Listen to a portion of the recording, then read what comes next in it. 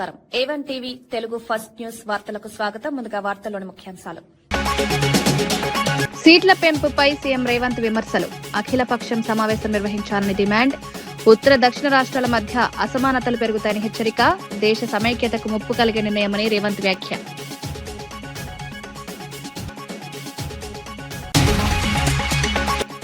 పునర్విభజనపై దక్షిణాదికి అన్యాయం లేదన్న కిషన్ రెడ్డి. కేంద్రం పూర్తి జాగ్రత్తలతో నిర్ణయాలు తీసుకుంటుందని వెల్లడి.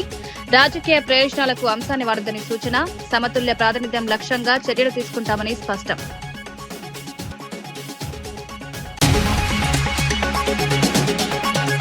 డంపింగ్ యార్డ్ వివాదంపై కౌశిక్ రెడ్డి రాజీనామా సవాల్. బీఆర్ఎస్ హయాంలోనే ప్రణాళిక వచ్చిందని డిమాండ్. నిజమైతే తన పదవికి రాజీనామా చేస్తారని స్పష్టం. అసత్యమైతే ప్రత్యర్థులు రాజీనామా చేయాలని సవాల్.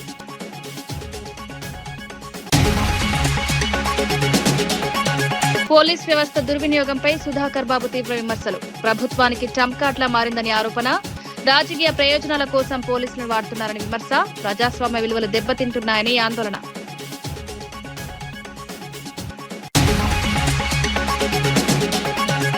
పూతలపట్టులో జనసేన భారీ ర్యాలీ. మన ఊరు మన జెండా కార్యక్రమానికి భారీ స్పందన. స్కూటర్ ర్యాలీలో పెద్ద ఎత్తున కార్యకర్తలు. ప్రాంతీయ రాజకీయాల్లో జనసేన ప్రభావంపై చర్చ.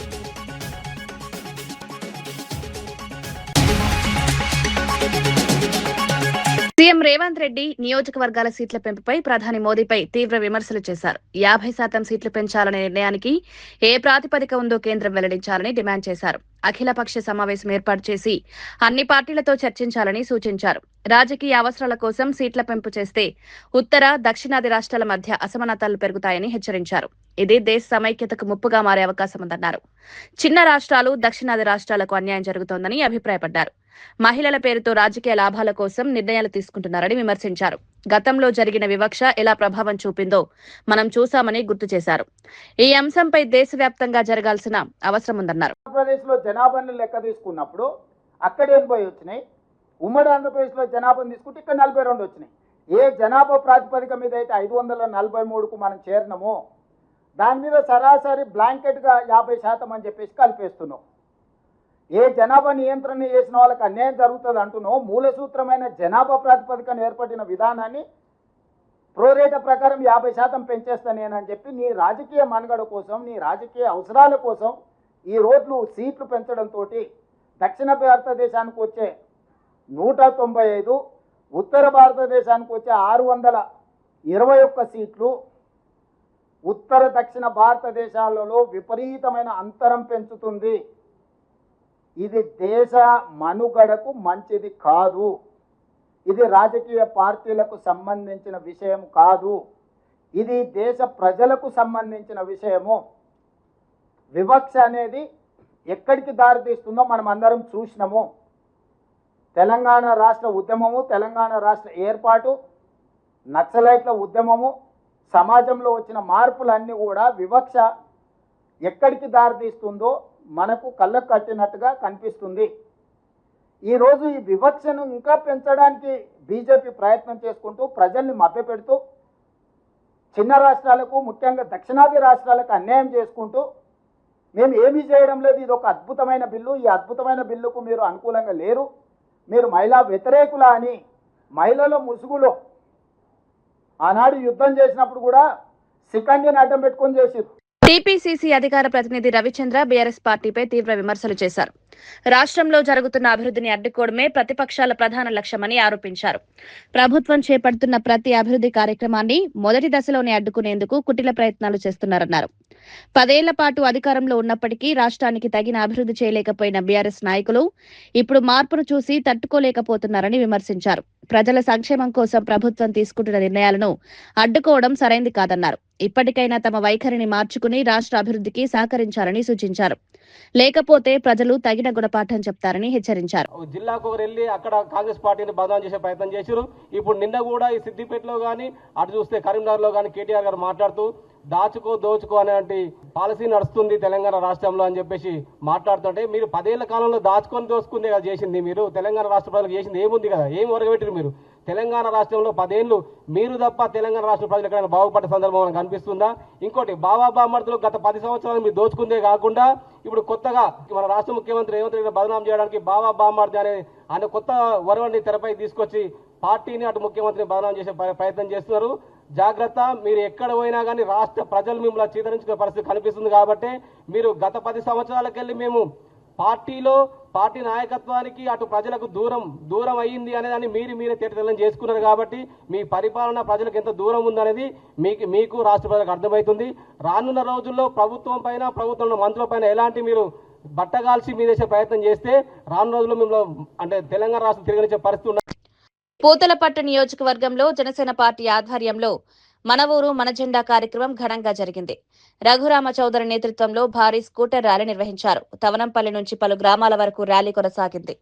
మార్గ మధ్యంలో పార్టీ జెండాలను ఆవిష్కరించారు. పెద్ద ఎత్తున జననాయకులు కార్యకర్తలు పాల్గొన్నారు. రోడ్లు జనంతో కిటకిటలాడాయి. ఊహించిన దానికంటే ఎక్కువగా స్పందన రావడంతో కార్యక్రమం విజయవంతమైంది. ఈ ర్యాలీతో ప్రాంతీయ రాజకీయాల్లో చర్చ మొదలైంది. పార్టీ బలోపేతానికి దోహదపడుతుందని నాయకులు పేర్కొన్నారు. మీడియా ముఖంగా అందరినీ కోరుతున్నాను. బలమైన రిప్రజెంటేషన్ ఉంటే కానీ పై స్థాయిలో పనులు జరగవు. మన చిత్తూరు జిల్లా ప్రత్యేకంగా నవనంపల్లి మండలం అన్ని విధాలా వెనుకబడి ఉంది. ఈ వెనుకబాటుతనాన్ని నుంచి బయటపడాలంటే మనము బలమైన రిప్రజెంటేషన్ ఇవ్వాల్సి ఉంటుంది. ముఖ్యంగా ఇక్కడ మెజారిటీ రైతులు మామిడి మీద ఆశపడి జీవిస్తున్నారు. ఈ మధ్యకాలంలో మామిడి గిట్టుబాటు ధర లేక చాలా ఇబ్బందులు పడుతున్నారు. దానికి 1,00,000 కారణాలున్నాయి. వీటన్నిటినీ మనం సమూలంగా బయటపడాలంటే గవర్నమెంట్తో కలిసి మన ఉద్దేశాలను మన బాధల్ని ప్రాపర్గా రిప్రజెంట్ చేయాలి. రిప్రజెంట్ చేయాలంటే ఒక బలమైన బేస్ ఉండాలి, ఒక నాయకత్వం ఉండాలి.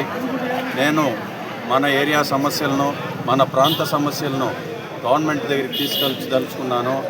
ముఖ్యంగా ఇక్కడ మామిడి సమస్యలు తీరాలంటే డొమెస్టిక్ మార్కెట్ ఇంప్రూవ్ చేయాలి. డొమెస్టిక్ కన్జంప్షన్ ఇంప్రూవ్ అయితే కానీ మామిడి రైతుల భవిష్యత్తు ప్రశ్నార్థకమవుతుంది. దానికోసం కొన్ని ప్రణాళికలు రచించాను. గవర్నమెంట్తో మాట్లాడి ఖచ్చితంగా మన సమస్యలు త్వరలోనే తీర్చేలాగా ప్లాన్ చేస్తున్నాను. ఈ పరిష్కారం తాత్కాలికం కాకూడదు, పర్మనెంట్ సొల్యూషన్స్ ఎత్తుక్కోవాలనేది నా ఉద్దేశం. ఏ ఒక్క సంవత్సరమో 2 రూపాయలో 4 రూపాయలో ఇస్తే ఆ సంవత్సరం మాత్రమే రైతు సమస్య తీరుతుంది. కానీ పర్మనెంట్గా తీరాలంటే కొన్ని పెద్ద సంస్థలు మన జిల్లాలో మన ఏరియాలో వస్తే కానీ రైతు సమస్యలు తీరవు. దాన్ని అతి త్వరలో నేను ప్రభుత్వం దృష్టికి తీసుకెళ్ళి ముఖ్యమంత్రి గారి దృష్టికి, ఉప ముఖ్యమంత్రి పవన్ కళ్యాణ్ గారి దృష్టికి కూడా తీసుకెళ్ళి తొందరలోనే ప్రణాళికాబద్ధమైన లాంగ్ టర్మ్ సొల్యూషన్స్.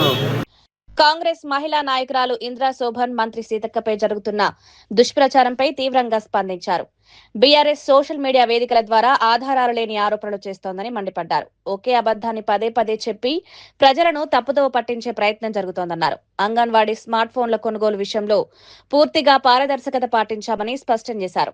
టెండర్ ప్రక్రియలో ఎలాంటి అవకతవకలు లేవన్నారు. బీఆర్ఎస్ దిగజారుడు రాజకీయాలకు ఇది నిదర్శనమని విమర్శించారు. ప్రజల్లో అనుమానాలు కలిగించడం ద్వారా రాజకీయ లాభాలు పొందాలని ప్రయత్నిస్తున్నారని ఆరోపించారు. సీతక్కపై చేస్తున్న ఆరోపణలు పూర్తిగా నిరాధారమని పేర్కొన్నారు. నిరాధారణమైనటువంటి వాటితో పదే కుంభకోణము, అవినీతి అని ఒక మరకలు అంటించేటువంటి ప్రయత్నం చేస్తున్నారు. మార్చి 17వ తారీఖు నాడు ఆ బానిస సమితి నుంచి ప్రెస్ మీట్ పెట్టిన రోజే మరునాడే మేము దాన్ని ఖండించాము, ఆధారాలు ముందు పెట్టాము.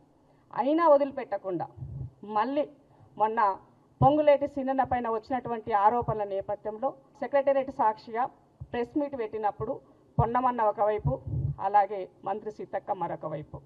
ఆ మరునాడే వీళ్ళపైన మళ్ళీ కథనాలు మొదలైనాయి. నేనేమడుగుతున్నానంటే, మీరు దమ్మున్నోళ్ళైతే 10 సంవత్సరాలు మీరు రాజకీయం చేసినారు కదా, ప్రభుత్వాన్ని నడిపినారు కదా, మరి నువ్వు చేసినప్పుడు జరిగినటువంటి టెండర్లో జరిగినటువంటి వాటి పట్ల అవకతవకలు జరిగినాయని నువ్వు ఒప్పుకుంటావా అని అడుగుతున్నాను నేను. 2018లో ఇదే సెంట్రల్ గవర్నమెంట్ స్కీమ్ కింద 10,000 రూపాయల ఫోన్ని 9,945 రూపాయలకు సేమ్ థర్డ్ పార్టీ అయినటువంటి టీజీటీఎస్ నుంచే చేశారు. మరి ఆ రోజు ఇది జరిగినట్టు సిబిఐ ఎంక్వైరీకి ఒప్పుకుంటావా అని అడుగుతున్నా. రెండవది 2021లో 8,000 రూపాయల ఫోన్ని 9,342 రూపాయలకి ఇదే 2G 32 GB ఆ రోజు దీనిని కూడా టీజీటీఎస్ ద్వారానే జరిగింది. మరి ఇది ఒప్పుకుంటారని అడుగుతున్నాను.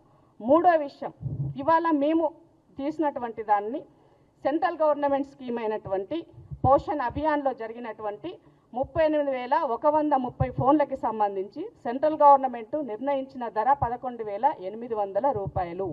దీనికి మనం 11,650 రూపాయలకు మాత్రమే ఫిక్స్ చేశాము. సో దీన్ని కూడా పూర్తిగా ట్రాన్స్పరెంట్గా థర్డ్ పార్టీ అయినటువంటి టీజీటీఎస్ ద్వారానే టెండర్ వేశాము. ఈ టెండర్లో కూడా సెంట్రల్ ప్రతిపాదించినటువంటి నామ్స్ ఏవైతే ఉన్నాయో వాళ్ళు ఏవైతే ఇచ్చారో ఇది జంప్ పోర్టల్ ద్వారా జరిగేటువంటిది. ఇక్కడ పూర్తిగా ఒక 5గురు ఎక్స్పర్ట్ కమిటీకి సంబంధించినటువంటి వాళ్ళని ఇందులో సభ్యులుగా ఉంటారు. మరి ఇది కూడా తెలవనటువంటి దౌర్భాగ్యం లెక్క, సన్యాసి లెక్క, ఇందులో ఏమో అయిపోయిందని ముచ్చట్లు చెప్తున్నటువంటి వాళ్ళకి ఇది. టీపీసీసీ అధికార ప్రతినిధి డాక్టర్ చరణ్ కౌశిక్ యాదవ్ బీఆర్ఎస్ ఆరోపణలపై స్పందించారు. అసెంబ్లీలో మంత్రి సీతక్క గత ప్రభుత్వ అవినీతి, తప్పుడు ప్రచారాలను వివరించారని తెలిపారు. ఆ ప్రశ్నలకు సమాధానం చెప్పలేక బీఆర్ఎస్ నేతలు వ్యక్తిగత ఆరోపణలకు దిగుతున్నారని విమర్శించారు. సోషల్ మీడియా ద్వారా అసత్యాలను ప్రచారం చేసి ప్రజలను మభ్యపెట్టే ప్రయత్నం జరుగుతోందన్నారు. గత 10 ఏళ్లలో మహిళా సంక్షేమాన్ని పట్టించుకుని బీఆర్ఎస్ ఇప్పుడు బాధ్యత తప్పించుకునేందుకు ప్రయత్నిస్తోందన్నారు. సీతక్కపై చేస్తున్న ఆరోపణలు పూర్తిగా ఆధారరహితమని స్పష్టం చేశారు. ఇండ్లకు సంబంధించి కనెక్షన్లు పనిచేయడం లేదు. అదే కాకుండా కేంద్ర ప్రభుత్వం సంబంధించి 100% నీళ్లు తెలంగాణ రాష్ట్రంలో ఇస్తున్నాం కాబట్టి చెప్పడంతో ప్రతి సంవత్సరం రావాల్సినటువంటి 1,600 కోట్ల రూపాయలు రావడం లేదని చెప్పేసి చాలా స్పష్టంగా అసెంబ్లీ వేదికగా ప్రశ్నించారు. అదే కాకుండా తెలంగాణ రాష్ట్రంలో చెరువుల నిర్మాణం చేస్తా ఉన్నాం, దానికి నిధులు కేటాయించుకున్నాం. ఎన్ఆర్జీఎస్ స్కీమ్ ద్వారా దాదాపు 1,500 కోట్ల రూపాయల నష్టం జరుగుతూ ఉంది. తెలంగాణ రాష్ట్రంలో కాంగ్రెస్ ప్రభుత్వం వచ్చిన తర్వాత మహిళా సంక్షేమానికి ఏం చేసినామో చాలా స్పష్టంగా సీతక్క గారు అసెంబ్లీ వేదిక ప్రశ్నిస్తే ఆ ప్రశ్నలకు సమాధానం చెప్పలేక ఇష్యూను డైవర్ట్ చేసే ప్రయత్నం బీఆర్ఎస్ పార్టీ చేస్తూ ఉంది. ఇక్కడ చాలా స్పష్టంగా మొన్ననే కంట్రోలర్ ఆఫ్ ఆడిటర్ జనరల్ చాలా స్పష్టంగా ప్రకటించింది. మార్చి 2022 వరకు సింగరేణిలో దాదాపు 350 కోట్ల రూపాయలు కావచ్చు, టీజీఐఏసీసీలో కావచ్చు, టీఎస్ఆర్టీసీలో కావచ్చు, అదే కాకుండా కార్మికులకు సంబంధించి చెస్ విషయంలో కావచ్చు చాలా స్పష్టంగా ప్రజాధనం వృధా అయింది. ప్రభుత్వ రంగ సంస్థలు దాదాపు 50,000 కోట్ల రూపాయల నష్టాలకు పోయినని చెప్తే ఇప్పటివరకు బీఆర్ఎస్ పార్టీ ఆ అంశం మీద మాట్లాడలే. కానీ సీతక్క అంశాన్ని పెద్దగా చూపించే ప్రయత్నంలో బీఆర్ఎస్ పార్టీ ముందుకు పోతా ఉంది. ఎందుకంటే అమరజ్యోతి నుంచి అంబేద్కర్ విగ్రహం వరకు, సీతారామప్రాయట్ నుంచి సెక్రటరీ వరకు, ప్రగతి భవన్ నుంచి పాలమూరు రంగారెడ్డి వరకు, కాళేశ్వరం నుంచి కలెక్టరేట్ వరకు, మిషన్ భగీరథ నుంచి మిషన్ కాకతీయ వరకు బీఆర్ఎస్ ప్రభుత్వంలో పెద్ద ఎత్తున అవినీతి జరిగిందని చెప్పేసి కల్వకుంట్ల కవిత గారు చాలా సందర్భాల్లో మాట్లాడారు. కాగ్ కూడా చాలా స్పష్టంగా వ్యక్తం చేసింది. అయినా ఇట్లాంటి అంశాలను మీద బీఆర్ఎస్ పార్టీ స్పందించకుండా ఏదో సెల్ ఫోన్ల అంశాన్ని తీసుకొచ్చి తెలంగాణ రాష్ట్రంలో 42 కోట్లకు సంబంధించిన అంశం పెద్దగా చూపించే ప్రయత్నంలో బీఆర్ఎస్ పార్టీ ముందుకు పోతా ఉంది. ఎందుకంటే మహిళలకు సంబంధించిన అంశం విషయంలో బీఆర్ఎస్ పార్టీకి సమాధానం చెప్పడానికి వాళ్ళకి ప్రశ్నలు లేవు. ఎందుకంటే బీఆర్ఎస్ ప్రభుత్వం ఆయనలో మహిళలకు రుణమాఫీ చేస్తానని చెప్పేసి 4,500 కోట్ల రూపాయలు మహిళలకు మాఫీ చేయకుండా మహిళలను మోసం చేస్తే కాంగ్రెస్ ప్రభుత్వంలో సీతక్క నేతృత్వంలో దాదాపు 57,000 కోట్ల రూపాయలు వడ్డీ రుణాలు ఇస్తూ పెట్రోల్ బంకులలో కావచ్చు, ఆర్టీసీలో కావచ్చు, అదే కాకుండా సోలార్ విద్యుత్తులో కావచ్చు, తెలంగాణ రాష్ట్రంలో శిల్పారామంలో స్టాళ్లు కావచ్చు, సమ్మక్క సారక్క జాతర దగ్గర స్టాళ్లు కేటాయించే అంశంలో కావచ్చు, కాంగ్రెస్ ప్రభుత్వం దేశంలో ఏ రాష్ట్రంలో చేయని విధంగా అద్భుతమైనటువంటి మహిళా పథకాలు చేస్తుందని చెప్పి చాలా స్పష్టంగా మొన్ననే ఎకనామిక్ సర్వే కేంద్ర ప్రభుత్వం ప్రశంసించింది. కాబట్టి కాంగ్రెస్ పార్టీ ప్రశ్నలకు సమాధానం చెప్పలేక అవినీతి మచ్చ అంటించే ప్రయత్నంలో బీఆర్ఎస్ పార్టీ అదేవిధంగా కిషాన్ గారు ముందుకు పోతా ఉన్నారు. కాబట్టి బీఆర్ఎస్ పార్టీ ఇప్పటివరకు ఆ కాగ్ రిపోర్ట్ మీద సమాధానం చెప్పలేదు. అదే కాకుండా మహిళలకు సంబంధించి కేంద్ర ప్రభుత్వం ప్రశంసిస్తే మీ ఆయనలో ఏం జరిగిందో చెప్పండి అని చెప్తే దానికి సమాధానం చెప్పకుండా తెలంగాణ రాష్ట్రంలో ఈ సెల్ ఫోన్ అంశాన్ని పెద్దగా చూపించే ప్రయత్నంలో కిషాన్ కావచ్చు బీఆర్ఎస్ పార్టీ ముందుకు పోతా ఉంది. కాబట్టి కాంగ్రెస్ మాజీ ఎమ్మెల్యే టీజీఆర్ సుధాకర్ బాబు పోలీస్ వ్యవస్థపై తీవ్ర విమర్శలు చేశారు. రాష్ట్ర ప్రజలకు రక్షణ కల్పించాల్సిన పోలీస్ వ్యవస్థ కూటమి ప్రభుత్వానికి ట్రంప్ కార్డులా మారిందని ఆరోపించారు. తెలుగుదేశం రెడ్ బుక్ లో ఉన్న పేర్లను టార్గెట్ చేస్తూ వేధింపులకు పాల్పడుతున్నారన్నారు. న్యాయం కోసం కాకుండా రాజకీయ ప్రయోజనాల కోసం పోలీసులను ఉపయోగిస్తున్నారని విమర్శించారు. ప్రజాస్వామ్య విలువలు దెబ్బతింటున్నాయని ఆందోళన వ్యక్తం చేశారు. అధికార దుర్వినియోగం జరుగుతోందని ఆరోపించారు. ప్రభుత్వం వెంటనే దీనిపై స్పందించాలని డిమాండ్ చేశారు. వాళ్ళని వేధించడానికి బాగా ఉపయోగపడుతున్న వ్యవస్థ పోలీస్ వ్యవస్థ. కానీ వ్యవస్థకు అధిపతి అయిన డీజీపీ, ఓ జిల్లా యంత్రాంగం మొత్తానికి అధిపతి అయిన కొందరు ఎస్పీలు, ఒక సర్కిల్కు అధిపతి అయిన ఒక సర్కిల్ ఇన్స్పెక్టర్, ఒక హౌస్కు ఒక పోలీస్ స్టేషన్కు ఎస్ఐగా ఉండే వ్యక్తులు, వీళ్ళు కొందరు పనిగట్టుకొని అధికార పార్టీకి కొమ్ముగాస్తూ పోలీసు జులాన్ని ప్రదర్శిస్తున్నారు. అతి సామాన్యుడు జగన్మోహన్ రెడ్డి గారి వీరాభిమాని, జగన్మోహన్ రెడ్డి గారి కోసం ఏమైనా చేయటానికి తెగించినటువంటి కార్యకర్తలను టార్గెట్ చేసి భయభ్రాంతులకు గురి చేసి భావ ప్రకటన స్వేచ్ఛని హరిస్తూ ప్రజాస్వామ్యంలో ప్రజలచే ఎన్నుకోబడిన సేవకుల యొక్క గుంపే తెలుగుదేశం, జనసేన, బీజేపీ గాని చంద్రబాబు నాయుడు ఒక రాజులాగా, ఆ రాజ్యంలో లోకేష్ ఒక యువరాజులాగా, ఆ రాజ్యంలో బాగా నమ్మిన బంటుగా ఏదంటే అది చేసే కట్టప్ప పాత్రలో ఉండే మన పవన్ కళ్యాణ్ లాగా వాళ్ళు భావించుకుని ఈ ఆంధ్రప్రదేశ్ అంటే వాళ్ళ సొంత వ్యవహారంగా ఎవడు బీఆర్ఎస్ నాయకుడు దినేష్ చౌదరి అంగన్వాడీ ఫోన్ల కొనుగోలు వ్యవహారంపై మంత్రి సీతక్కపై తీవ్ర ఆరోపణలు చేశారు. కేంద్ర నిధులతో ఫోన్ల కొనుగోలులో భారీ అవినీతి జరిగిందన్నారు. 30 కోట్ల స్కామ్ జరిగిందని ఆరోపించారు. ఈ అంశంపై బీజేపీ మౌనంగా ఉండడం అనుమానాస్పదమని వ్యాఖ్యానించారు. కాంగ్రెస్, బీజేపీ కలిసి పనిచేస్తున్నాయన్న ఆరోపణలు చేశారు. సీతక్కకు నిజాయితీ ఉంటే సీబీఐ విచారణకు డిమాండ్ చేయాలని సవాల్ విసిరారు. ఇదేనా మీరు చెప్తున్న ప్రజాపాలన? అదేవిధంగా కేసీఆర్ గారికి నోటీసులు ఇవ్వడం ఈ అంశంలో మరి నిజంగా ప్రజాపాలన అయ్యుంటే గతంలో ఇప్పుడున్న ముఖ్యమంత్రి ఒక టెండర్ విషయంలో అవకతవకలు అవాస్తవాలు మాట్లాడినందుకు ఆ రోజు హెచ్ఎండిఏ నోటీసులు ఇచ్చింది ఆయనకి. దానికి వచ్చేసి అదిగో ప్రతిపక్షాలను నోరు నొక్కుతున్నారు, ఇదేనా ప్రజాస్వామ్యం, మాకు ప్రశ్నించే హక్కు లేదా, మమ్మల్ని భయపెడతారా అనుకుంటా ఆ రోజు గగ్గోలు పెట్టిండే. మరి ఈరోజు నువ్వు చేస్తుంది ఏంది? నిజంగానే నీ తప్పు లేకపోయింటే నీకు నువ్వే మొన్న అసెంబ్లీలో అన్నాడు కదా, మా మంత్రుల అంశాలపై సిబిసిఐడి విచారణ ఆదేశిస్తున్నాను. మరి ఈ అంశం లేవనైతే మేము దగ్గర ఒక 5-6 రోజులు అవుతోంది. ఈ రోజు వరకు ఎందుకు ప్రతిస్పందన రాలే? ఇందులో భాగంగా ఇంకొక ముఖ్యమైన విషయం కూడా నేను లేవనెత్తదలుచుకున్నా. మరి ప్రతి అంశంలో మేము చెప్తూనే ఉన్నాం, కాంగ్రెస్, బీజేపీ ఈ రాష్ట్రంలో 2 ములాఖాతై రాజకీయాలు నడిపిస్తున్నాయి అనేసి. దానికి ఇది కూడా ఒక స్పష్టమైన నిదర్శనం. ఎందుకంటే ఇందులో కేంద్ర ప్రభుత్వం యొక్క నిధులతోనే ఈ ఫోన్లని ప్రొక్యూర్ చేసి అంగన్వాడీలకి అందజేస్తున్నారు. మరి ఈ అంశంలో అవకతవకలు జరిగినాయి అన్నప్పుడు కేంద్ర ప్రభుత్వమైనా దీన్ని ఒక నోటీసులోకి తీసుకుని దీనిపైన విచారణకు ఎందుకు ఆదేశించలేదు? గతంలో మేము చెప్పినాం, అమృత్ టెండర్ల విషయంలో కేంద్ర నిధులు ఉన్నాయి, వాటిలో కూడా అవకతవకలు జరుగుతున్నాయి అంటే దానిపైన ఎటువంటి విచారణ లేదు. సివిల్ సప్లైస్ విషయంలో అవకతవకలు జరిగినాయి, కుంభకోణాలు జరుగుతున్నాయి, విచారణ చేయమంటే దానిపైన విచారణ లేదు. మరి ఇదేమి అజబ్ ప్రేమ్కి గజబ్ కహానియో అందరూ కూడా అర్థం చేసుకోవాల్సిన అవసరం ఉన్నది. ఇక్కడ కేంద్ర ప్రభుత్వ నిధులతో వస్తున్న పథకాలలో అవకతవకలు జరుగుతున్నాయి రాష్ట్రంలో అంటే మరి బీజేపీ కేంద్ర ప్రభుత్వం కానీ లేకపోతే ఈ రాష్ట్రం నుంచి ప్రాతినిధ్యం వహిస్తున్న కేంద్ర మంత్రులు కానీ ఎందుకు దీనిపైన ఎటువంటి విచారణకి కోరడం లేదు లేదా దీనిపైన మాట్లాడడం లేదు? కాబట్టి తక్షణం దీనిపైన సీతక్క గారు రాష్ట్ర ప్రభుత్వం తరఫున సిబిఐ విచారణ కోరాలి. లేని పక్షంలో మేము ఏ రకాలుగా దీన్ని అంశాన్ని ముందుకు తీసుకుపోయి దీన్ని ప్రజలలో ఎండగట్టి వీరి యొక్క అవకతవకల్ని ప్రజల ముందు ఉంచాలో అన్ని మార్గాల్ని కూడా మేము తప్పకుండా వాడుకుంటాం. గుంటూరు నగర అభివృద్ధికి యువత ముందుకొచ్చింది. టీజీపీఎస్ కళాశాలలో జరిగిన సమావేశంలో వందలాది యువకులు పాల్గొన్నారు. పారిశుద్ధ్యం, ట్రాఫిక్, విద్య, వైద్య రంగ సమస్యలపై చర్చించారు. 7 బృందాలుగా ఏర్పడి పరిష్కార మార్గాలను సూచించారు. కనెక్ట్ పేరుతో యువతను ఏకతాటిపైకి తీసుకొచ్చి కార్యాచరణ చేపట్టాలని నిర్ణయించారు. సేవా సంస్థలు కలిసి పనిచేయాలని పిలుపునిచ్చారు. పేద విద్యార్థులకు సహాయం, సామాజిక సేవలను విస్తరించాలని నిర్ణయించారు.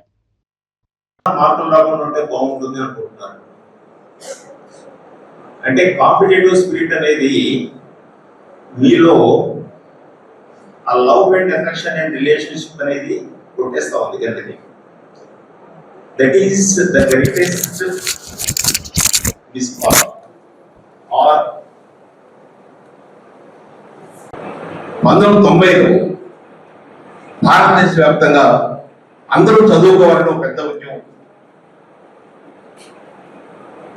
కేరళ లాగా ప్రతి రాష్ట్రం సంపూర్ణ అక్షరాస్యత సాధించాలి అని అటు కేంద్ర ప్రభుత్వం రాష్ట్ర ప్రభుత్వాలు అన్ని కలిసి అది విజయవంతమే. దాదాపు 16 నెలల పాటు ఆంధ్రప్రదేశ్లో మద్యం లేని సమాజం ఏర్పడింది. ఈ అక్షరాస్యత ఉద్యమం యొక్క ఫలితం అందరూ తాగలేదు. ఆ అక్షర కేంద్రానికి వచ్చిన తల్లిదండ్రులు నా బిడ్డను చదివించాలి, బిడ్డను మధ్యలో మార్పేయకూడదు, బడియుడి పిల్లలు బడిలో ఉండాలి, పనిలో కాదు అనే లక్ష్యంతో ముందుకెళ్ళారు. చేసి సొసైటీకి హెల్ప్ చేయాలి అనేది ఒక విజన్, అది ఒక రీజన్. బట్ యూత్ ఇన్వాల్వ్ చేయటం వల్ల వాళ్ళు కూడా గ్రో అవుతారు అనేది another side of the coin. You will not find time to watch movie. You will not find time to deviate or to distract. ఎప్పుడు మీరు ఇలాంటి యాక్టివిటీస్లో ఇన్వాల్వ్ అవుతారు. మహా అంటే ఇవాళ సండే మీ ఫ్రెండ్స్ అందరూ ఏం చేస్తూ ఉంటారు? నెట్ఫ్లిక్స్లోనో యూట్యూబ్లోనో సినిమాలు చూస్తూ ఉంటారు. But you learn a lot. So that is the reason we are with charitable trust ఇంకా కాన్స్టెంట్గా రన్ అవ్వడానికి రీజన్ ఏంటి అంటే to empower youth by involving them in the social service activities. So that is the theme of We Are With You Charitable Trust. So మీరు ఇలానే ఇంకా యాక్టివ్గా involve అయ్యి మమ్మల్ని మోటివేట్ చేస్తే we will make sure next generation మనం కాపాడుకోవచ్చు. And ఒక 3 years back, I think I don't remember the NGO name, I met one person who is working in that NGO. ఆయన ఒకటి చెప్పాడు, బాబు మనకు సర్వీస్ ఎందుకు చేయాలి అని చాలా మంది క్వశ్చన్ చేస్తారు. సింపుల్, ఒకే ఒక ఎగ్జాంపుల్ చెప్పాడు. నువ్వు 10 అంతస్తులు బిల్డింగ్ కట్టావు, ఇంటి నిండా డబ్బులు బంగారం ఉన్నాయి, కానీ నీ ఇంటి చుట్టూ ఆకలితో బాధపడే వాళ్ళు ఉన్నారు. వాడు ఏదో ఒక రోజు వాడు ఆకలిని తీర్చుకోవడానికి నీ ఇంటికి కన్నం వేయచ్చు, మీ ఇంటికి వచ్చి దొంగతనం చేయొచ్చు, నిన్ను కూడా చంపేయచ్చు. సో మన చుట్టూ ఉన్న వాళ్ళు బాగుండటం మనకు అవసరం. కానీ ఎదే పెట్టుకుంటున్నారు వాళ్ళకి తెలియదు, చెప్పేవాళ్ళు వాళ్ళకి. బీఆర్ఎస్ నేత వై సతీష్ రెడ్డి మంత్రి సీతక్కపై తీవ్ర ఆరోపణలు చేశారు. ములుగులో జరిగిన ఘటనలను ప్రస్తావిస్తూ అవినీతి నిర్లక్ష్యం జరిగిందన్నారు. మేడారం జాతర టెండర్లో అవకతవకలు జరిగాయని ఆరోపించారు. బాలుడి ప్రమాద ఘటనను కూడా ప్రస్తావించారు. గ్రామ పంచాయతీలో జీతాల సమస్యలపై ఆత్మహత్య జరిగిందని పేర్కొన్నారు. ఈ అన్ని అంశాలపై సమాధానం చెప్పాలని సీతక్కను డిమాండ్ చేశారు. స్మార్ట్ ఫోన్ల కుంభకోణంపై విచారణ జరిపించాలని కోరారు. 200 సంవత్సరాలు 500 సంవత్సరాలు నిలిచే కట్టడాలని చెప్పి 200 కోట్లు పెట్టి మీరు రాళ్లు తీసుకొచ్చి చేసింది వాస్తవం కాదా? ఆ కాంట్రాక్ట్ల కమిషన్ల కోసం 2 మంత్రులు కొట్టుకున్నది వాస్తవం కాదా? అక్కడ మేడారం జరుగుతున్న టైంలోనే అక్కడ రాళ్లు విరిగిపడ్డాయి వాస్తవం కాదా? ఈరోజు అక్కడ మేడారంలో ఉన్న పూజారి రమేష్ కొడుకు అదే రాళ్ళు మీద పడి ఒక కాలు మొత్తం విరిగి కాలు మొత్తం తీసేసి ఇంకొక కాలు విరిగి రాడ్లేసుకొని ఈరోజు ఆసుపత్రిలో ఉన్నది నిజం కాదా? ఇది మీ అవినీతికి ఉదాహరణ కాదా? మీరు శిశు సంక్షేమ శాఖ మంత్రిగా వికలాంగుల మంత్రిగా ఉండి ఒక పసి బాలుణ్ణి 6 సంవత్సరాల బాలుణ్ణి మీరు జీవితాంతం వికలాంగుని చేశారు కదా. ఇది మీ పాలన. ఈరోజు జరిగింది ఇదే అంగన్వాడీలో ఇచ్చే సత్తుపిండిని తీసుకొని ములుగు నియోజకవర్గంలో గోవింద్రాపేట గ్రామంలో అక్కడున్న గ్రామ పాలకులు కోతులను చంపడానికి సత్తుపిండిలో విషగుళికలను పెడితే 6 సంవత్సరాల బాలుడు అశ్విన్ నందన్ ఈరోజు ఇప్పుడు వరంగల్లో ఎంజిఎం హాస్పిటల్లో ఆయన జీవితం కోల్పోయి మరణించి ఉన్నది వాస్తవం కాదా? దీనికి బాధ్యులు ఎవరు? మీరు కాదా? గ్రామీణాభివృద్ధి శాఖ మంత్రిగా ఉన్నారు, ఇటు శిశు సంక్షేమ శాఖ మంత్రిగా ఉన్నారు. దీనికి బాధ్యులు ఎవరు? కోతులను చంపడానికి విషం పెట్టమని ఎవరు చెప్పారు మీకు? ఈరోజు ప్రభుత్వ స్కూల్లో గ్రౌండ్లో పిల్లలు ఆడుకుంటారని అందరికీ తెలుసు కదా. ఆ పిల్లలు ఆడుకునే ప్లేస్లో విషం పెట్టిన సత్తుపిండి పెడితే కేంద్ర మంత్రి కిషన్ రెడ్డి నియోజకవర్గాల పునర్విభజనపై స్పష్టతనిచ్చారు. దక్షిణాది రాష్ట్రాలకు ఎట్టి పరిస్థితుల్లోనూ అన్యాయం జరగదన్నారు. కేంద్ర ప్రభుత్వం ఈ విషయంలో జాగ్రత్తలు తీసుకుంటోందని పేర్కొన్నారు. ఈ అంశాన్ని రాజకీయంగా ఉపయోగించుకోవద్దని పార్టీలకు విజ్ఞప్తి చేశారు. దేశవ్యాప్తంగా సమతుల్య ప్రాతినిధ్యం కల్పించడమే లక్ష్యమని వివరించారు. ప్రజల్లో ఉన్న సందేహాలను తొలగించేందుకు చర్యలు తీసుకుంటామన్నారు. పునర్విభజన ప్రక్రియ పారదర్శకంగా జరుగుతుందని హామీ ఇచ్చారు. ఏదైతే 33% మహిళలకు రిజర్వేషన్ ఇస్తున్నామో దానికి అదనపు సీట్లు తీసుకొస్తాం. సుప్రీంకోర్టు జస్టిస్ నేతృత్వంలో ఈ యొక్క డీలిమిటేషన్ కమిటీ ఏర్పాటు చేయాలి. స్టేట్ లెవెల్లో కమిటీస్ ఏర్పాటు చేయాలి. వివిధ పార్లమెంట్ నియోజకవర్గాల్లో ప్రజలకు సంబంధించినటువంటి అభిప్రాయ సేకరణ చేయాలి. రాష్ట్రాల వారీగా అన్ని రాజకీయ పార్టీల అభిప్రాయాలు తీసుకోవాలి. దీనికి రాజ్యాంగబద్ధంగా 2 సంవత్సరాలు పడుతుంది. కాబట్టి ఈ సెన్సస్ నివేదిక వచ్చిన తర్వాత మనకు ఆ సమయం సరిపోదు. కాబట్టి 2011 సెన్సస్ ప్రకారము ఈరోజు డీలిమిటేషన్ చేస్తా ఉన్నాము. ఎమ్మెల్యే పాడి కౌశిక్ రెడ్డి హుజురాబాద్ డంపింగ్ యార్డ్ అంశంపై సవాల్ విసిరారు. ఈ ప్రతిపాదన బీఆర్ఎస్ హయాంలో వచ్చినట్లు నిరూపిస్తే తన ఎమ్మెల్యే పదవికి రాజీనామా చేస్తారన్నారు. బీఆర్ఎస్ కాలంలో కాకపోతే బండి సంజయ్, ఈటెల రాజేందర్ రాజీనామా చేయాలన్నారు. ఈ అంశంపై రాజకీయంగా పెద్ద జరుగుతోంది. ప్రజల ముందుకు నిజాలు తీసుకురావాలని ఆయన డిమాండ్ చేశారు. నేను ఎమ్మెల్సీ ఆధ్వర్యంలో ఉన్న రోజు శాంక్షన్ కాపీ ఒక్కటి కూడా వాళ్ళు చూపిస్తే నా ఎమ్మెల్యే పదవికి నేను రాజీనామా చేయడానికి సిద్ధంగా ఉన్నా. లేకపోతే వాళ్ళిద్దరు వాళ్ళ ఎంపీ పదవిని రాజీనామా చేయడానికి సిద్ధంగా ఉన్నారా అని నేను అడుగుతాను. ఈ సవాల్ ఉంటే మనం స్వీకరించమని చెప్పు. 26/7/2024 నాడు మాత్రమే ఈ ప్రభుత్వం ప్రకటించింది. ఇంతకుముందు ఎవిడెన్స్ చూపించినా ఇప్పుడు కూడా చూపిస్తా ఉన్నాను. నోటి మాటలు మాట్లాడి గాలి ముచ్చట్లు మాట్లాడొద్దని నేను చెప్తా ఉన్నాను. హుజురాబాద్ లో డంపింగ్ యార్డ్ వద్దు, హుజురాబాద్ ప్రజల ప్రాణాలు ముద్దు అనేది ఒక స్లోగన్ తోని పార్టీలకి అతీతంగా జేఏసీ నాయకత్వంలో ఇవాళ అందరం కూడా హుజురాబాద్ నియోజకవర్గ ప్రజలందరం కూడా పోరాటం చేస్తా ఉన్నాం. దయచేసి ప్రభుత్వాన్ని నేను విజ్ఞప్తి చేస్తా ఉన్నాను, వెంటనే పెద్ద మనసు చేసుకొని ఈ డంపింగ్ యార్డ్ ని మీరు రద్దు చేయాలని నా హుజురాబాద్ నియోజకవర్గ ప్రజల పక్షాన డిమాండ్ చేస్తా ఉన్నాను. వార్తలు ముగించే ముందు ముఖ్యాంశాలు మరోసారి. సీట్ల పెంపుపై సీఎం రేవంత్ విమర్శలు. అఖిలపక్షం సమావేశం నిర్వహించాలని డిమాండ్. ఉత్తర దక్షిణ రాష్ట్రాల మధ్య అసమానతలు పెరుగుతాయని హెచ్చరిక. దేశ సమైక్యతకు ముప్పు కలిగే నిర్ణయమని రేవంత్ వ్యాఖ్య.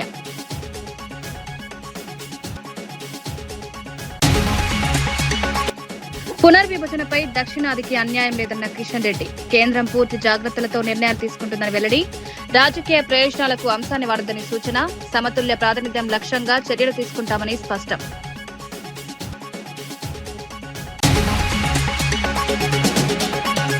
డంపింగ్ యార్డ్ వివాదంపై కౌశిక్ రెడ్డి రాజీనామా సవాల్. బీఆర్ఎస్ హయాంలోనే ప్రణాళిక వచ్చిందని డిమాండ్. నిజమైతే తన పదవికి రాజీనామా చేస్తారని స్పష్టం. అసత్యమైతే ప్రత్యర్థులు రాజీనామా చేయాలని సవాల్.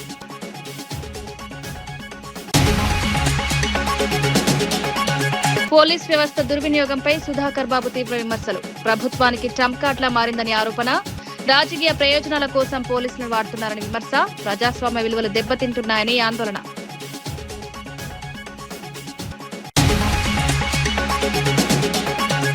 పూతలపట్టులో జనసేన భారీ ర్యాలీ. మన ఊరు మన జెండా కార్యక్రమానికి భారీ స్పందన. స్కూటర్ ర్యాలీలో పెద్ద ఎత్తున కార్యకర్తలు. ప్రాంతీయ రాజకీయాల్లో జనసేన ప్రభావంపై చర్చ.